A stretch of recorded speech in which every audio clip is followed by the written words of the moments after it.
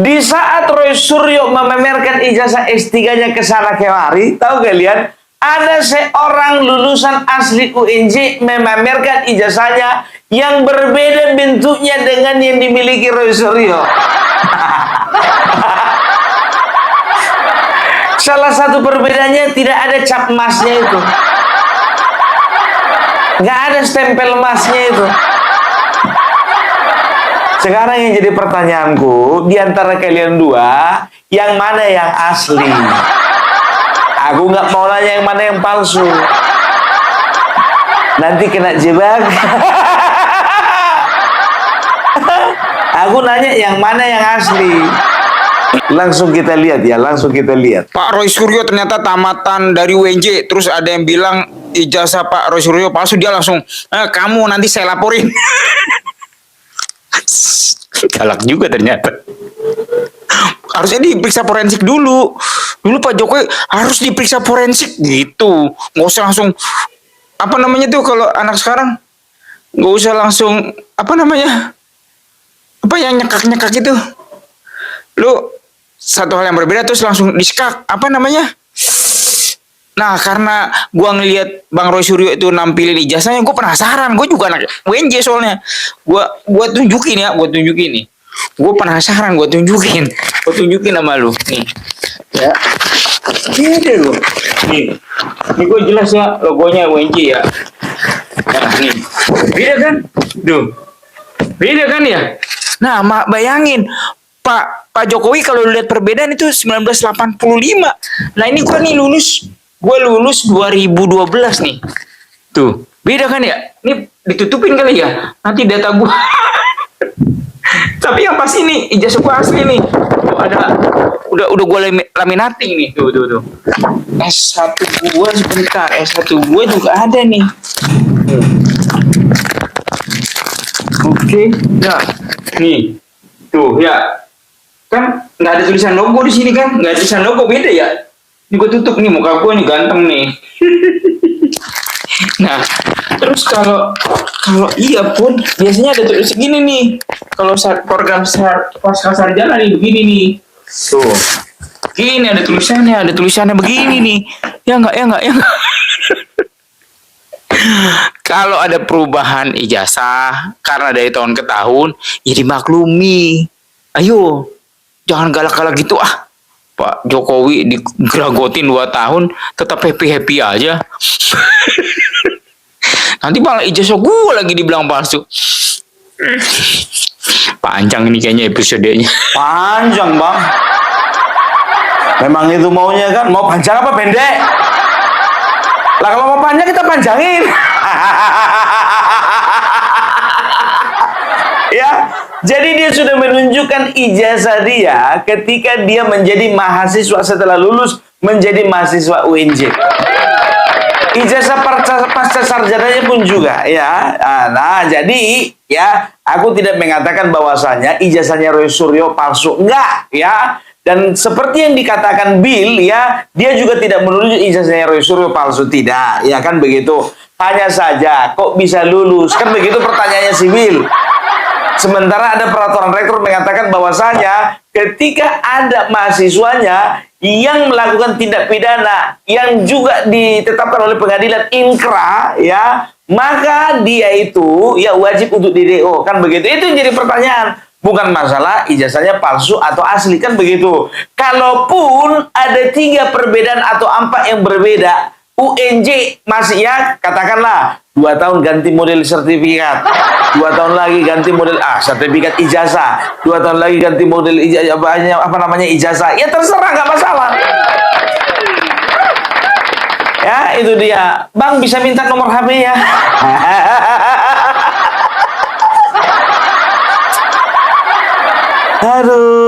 Aduh ya, yang lucunya lagi biar tahu kalian ya. Kemarin kan itu sempat di apa namanya diperiksa sama Dr. Richard sama Bang Bill, kan begitu. Kan disertasinya nggak ada, kan begitu. Nah, keesokan harinya tiba-tiba ada. Di-uploadnya perkiraan jam 3 subuh. Jam 3 subuh di-upload. Yang jadi pertanyaan, emangnya ada orang kampus atau apalagi bagian administrasi kerja masuk jam 3 subuh atau dia overtime.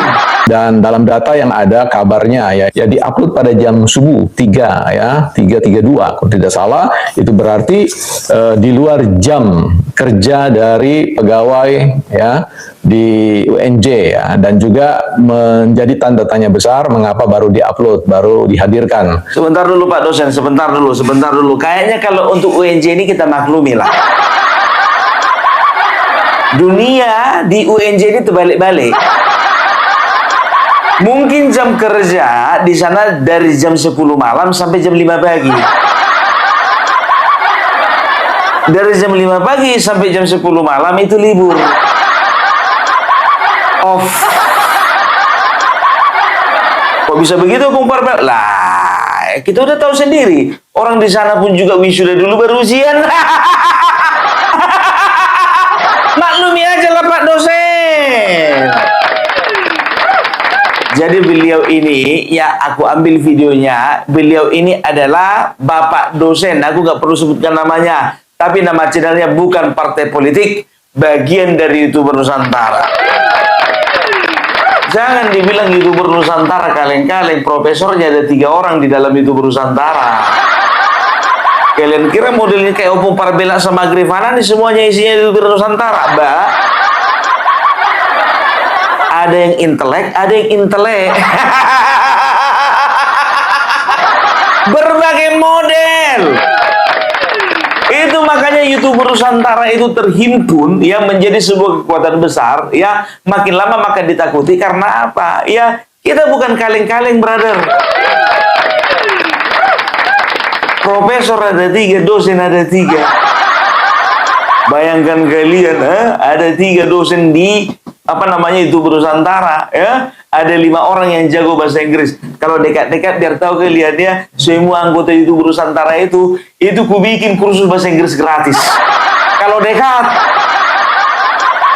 yang pintar bahasa Inggris Opung Parbelak, setelah itu Mas Yahya ya, setelah itu Jimmy Swilo, AR Mahmud ya, satu lagi Mas Agrifanani. Yang 5 ini pintar bahasa Inggris ya kan. Pokoknya di YouTuber Nusantara itu banyak bakat-bakat terpendam. Saking terpendamnya nggak tergali lagi. Saking terpendamnya jauh kali ke dalam. Ya, kita lanjut Pak dosen, kok jadi ngelantur begini? Ya artinya jangan salahkan publik. Publik itu sebenarnya hanya ingin tahu.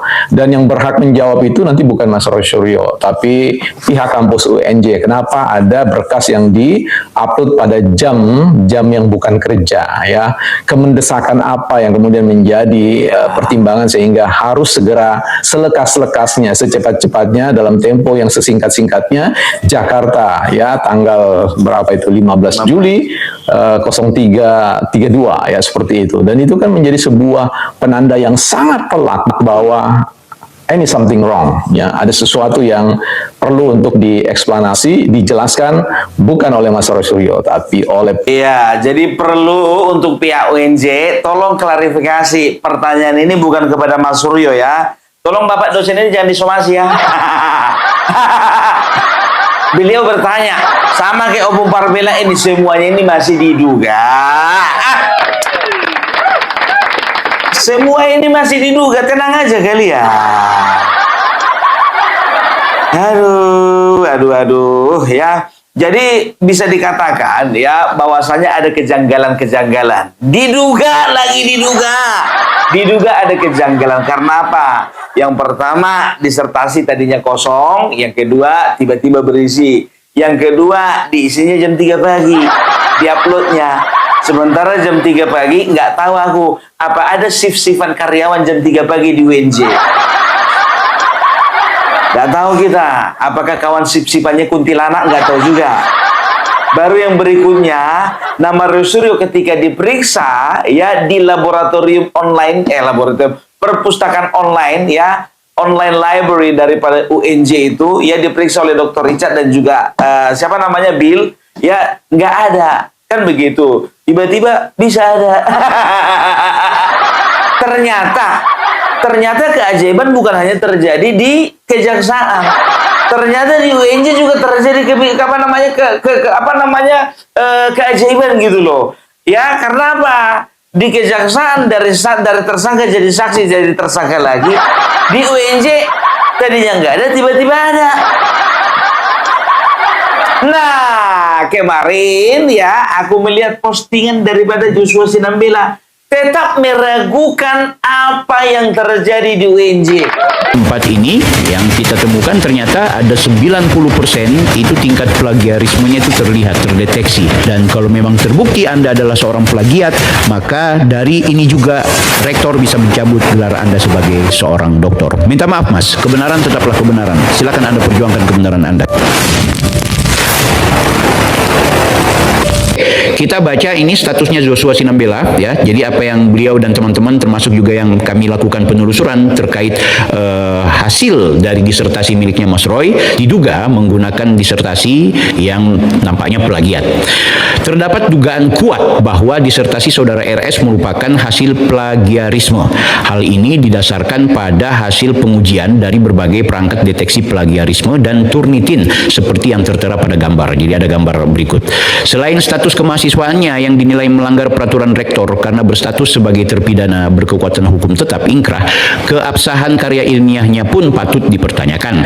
Berdasarkan hasil penelusuran, materi yang diduga diplagiasi justru mayoritas berasal dari skripsi dan penelitian dengan jenjang akademik yang lebih rendah. Selain masalah plagiarisme, muncul pula indikasi bahwa disertasi ini tidak disusun secara mandiri oleh yang bersangkutan. Ada dugaan kuat mengenai keterlibatan pihak ketiga dalam pengolahan data, bahkan validitas surveinya pun diragukan. Hal ini diperkuat dengan tidak adanya surat izin atau tanda terima resmi dari pihak BPJS.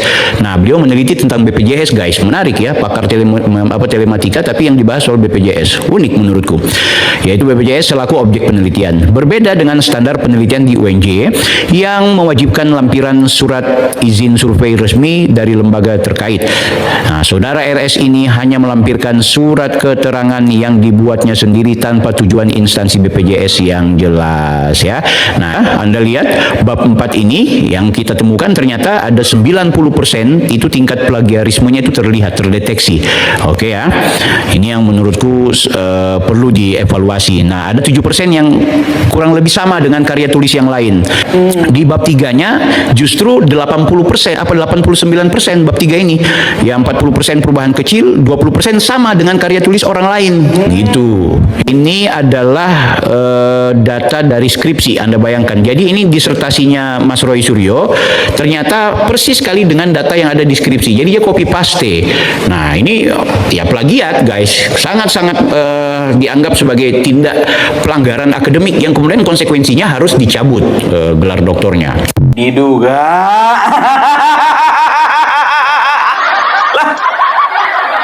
Kalau memang ini benar, ya ini adalah termasuk tindak kejahatan akademik. Betul itu. Bayangkan kalian meniru, mencontoh, menyalin hasil karya orang lain seolah-olah menjadi hasil karya miliknya. Ini adalah sebuah kejahatan. Terlebih lagi ketika orang tersebut yang dicontek, yang dicontoh, yang menjadi korban plagiarisme ini tidak mengetahui. Kan begitu, mudah-mudahan mengetahui, kan begitu, paling nggak dapat uang rokok lah. Udah nggak tahu dipakai pula, ya kan? Nggak dikasih pula uang rokok. Mana tahu, mana tahu.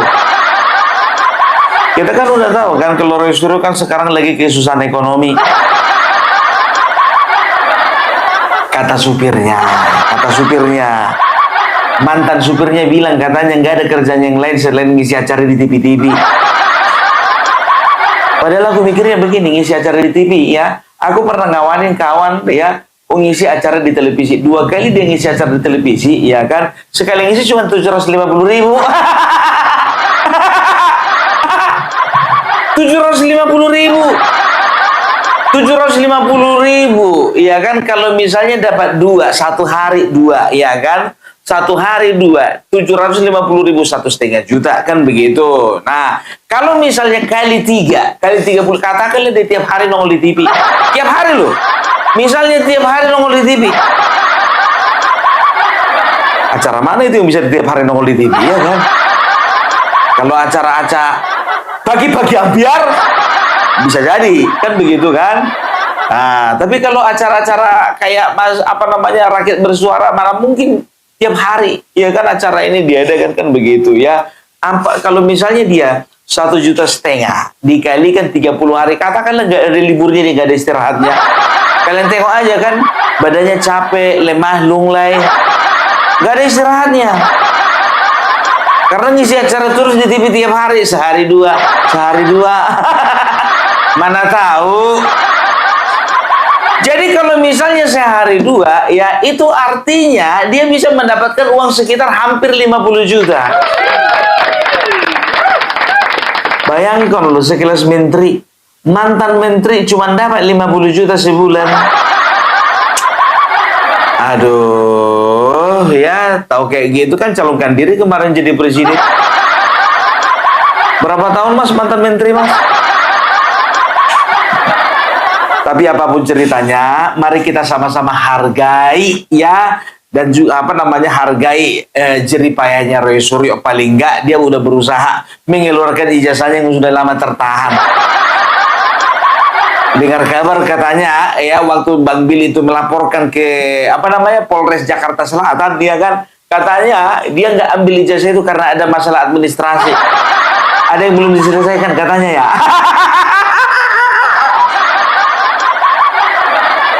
Aduh, kok orang ini kayak gini ya, susahnya gitu loh. Ya, apa gara-gara nggak ada duit gitu, nggak bisa ditebus ijazahnya gitu kan? Nanya. Sama kayak si Tiba gitu kan, dia menimba ilmu spirituality. S3 program doktoral kan begitu. Lepas juga itu apartemen. Jadi istilah sebetulnya orang ini secara akademik adalah orang yang perlu ditiru semangatnya. Karena apa? Demi menimba ilmu, ya lepas apartemen. Demi menimba ilmu itu loh.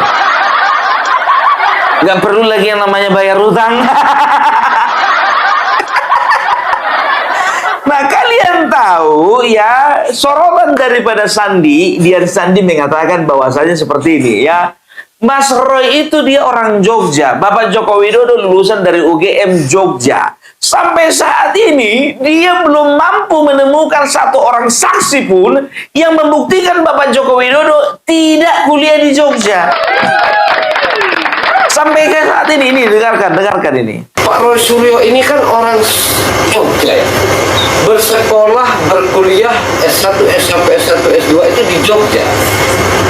Rumah beliau dengan UGM itu tidak terlalu jauh lah, karena kan di Jogja.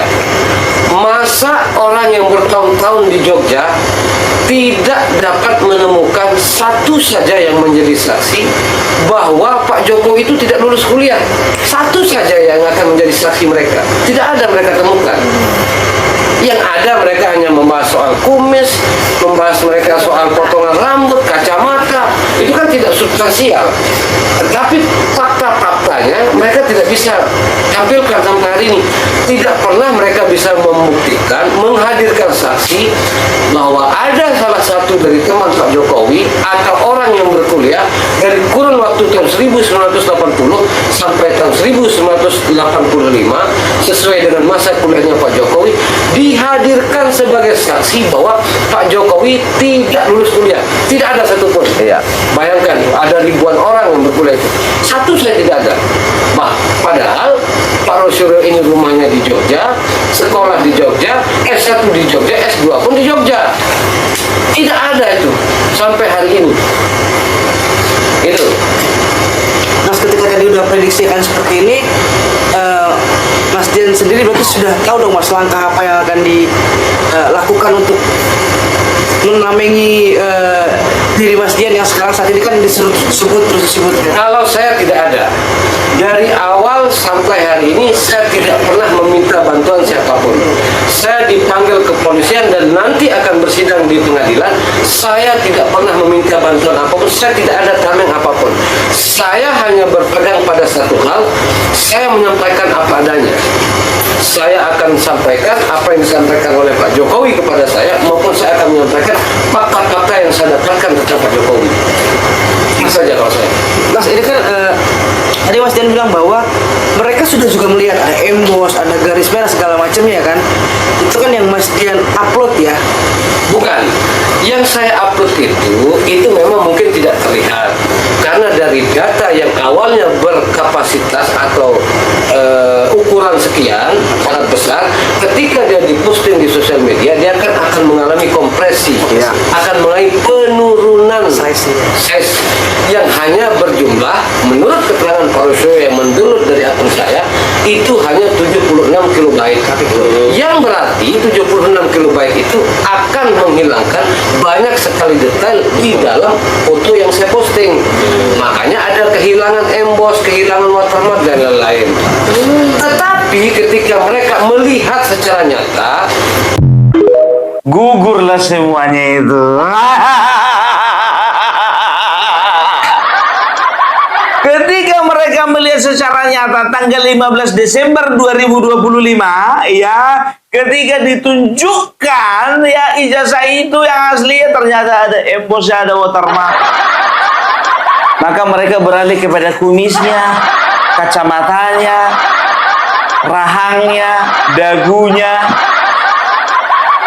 Apalagi si tiba itu sok-sok tahu dia apa isi kepala. Minta maaf non sewu Bapak, isi kepala Bapak Joko Widodo. Isi kepalamu dulu periksa, baru kau periksa isi kepala orang. Kau periksa dulu isi kepalamu berisi nggak, masih di situ nggak otaknya gitu loh. Kalau memang masih di situ otaknya, baru kau periksa otak orang lain.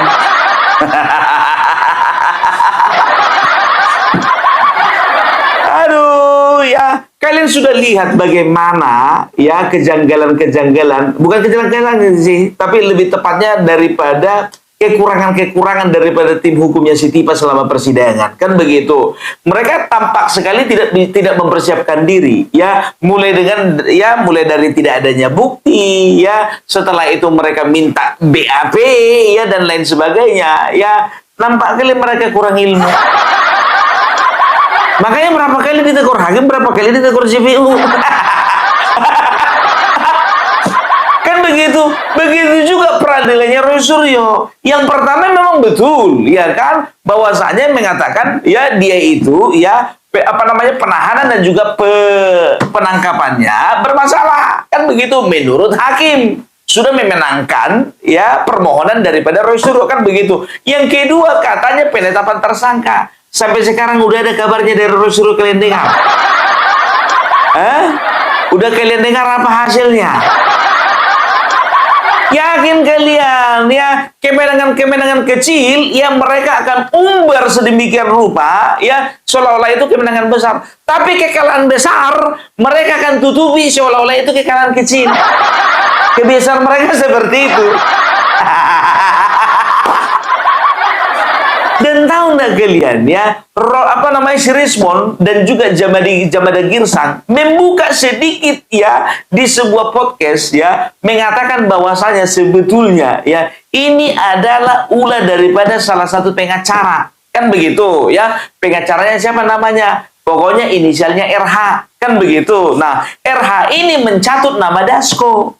Nah, ternyata setelah disadari ya ini ya hanya sekedar pencatutan. Belum tentu ya gara-gara Dasko mereka itu tidak jadi ditahan. Karena apa? Ya malam ini ya mereka mendapat informasi bahwasanya gara-gara Dasko mereka gak ditahan. Keesokan harinya Jamada Girsang nanya sama kepolisian, kan begitu. Ya sebetulnya kami ditahan. Enggak, siapa bilang kalian ditahan? Siapa bilang klien Bapak ditahan? Memang gak ditahan kian kok. Nah, coba bayangkan kalian. Ya, sementara RH sudah mencatut nama Dasko dan sempat ribut di jagat maya. Ya ini jujur aja gue bilang, ya ini akan merusak reputasi daripada Dasko sendiri. Dan terikut-ikutan Naufu Parbela dan juga Mas Agrif Fanani. Tapi bukan mempersalahkan, ya hanya mempertanyakan saja. Karena apa? Ya, itu klaim daripada RH yang disampaikan oleh si Rismon. Begitu ya. Jadi kita akan lihat ya, apakah berani UNJ melakukan klarifikasi. Ingat ya, konten ini bukan terhadap Roy Suryo, tapi konten ini sekedar meminta pertanggungjawaban kepada pihak Universitas Negeri Jakarta. Ingat, universitas kalian sudah tertimpa beberapa kali masalah terkait dengan tindak pidana perdagangan orang, dan kedua lagi tindakan rektor dipanggil KPK gara-gara apa? Ya, jangan sampai kebenaran akan terkuak malu sendiri kalian ya. Karena apa? Karena Bang Bil punya senjata yang kalian gak duga-duga. Oke?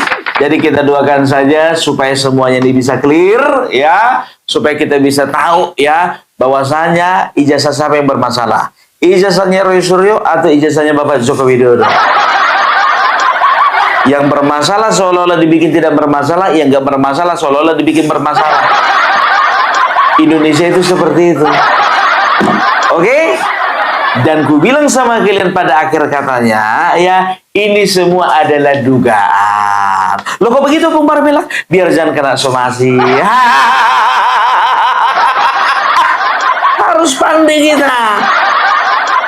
Soalnya biar tahu kalian ini salah satu orang yang paling diburu-buru ini. Paling diburu. Banyak sekarang biar tahu kalian lagi mencari-cari ya, kapan Opung Parbela silap kata dan kapan Opung Parbela terjebak dengan kata-kata sendiri. Mudah-mudahan aku nggak silap kata. Itu dulu dari Opung Parbela. Salam NKRI, NKRI harga mati.